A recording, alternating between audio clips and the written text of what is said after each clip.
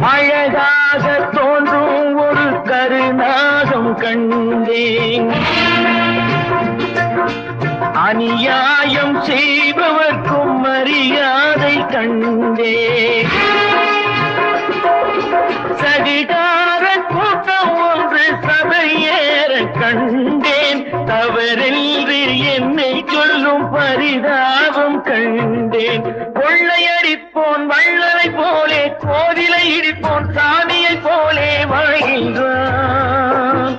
ஊழல் செய்பவன் யோக்கியன் போலே, ஊரை ஏய்ப்பவன் உத்தமல் போலே காண்கின்றான். நீங்கள் அத்தனை பேரும் உத்தமன் தானா சொல்லுங்கள். உங்கள் ஆசை நெஞ்சை தொட்டு பார்த்துக் கொள்ளுங்கள்.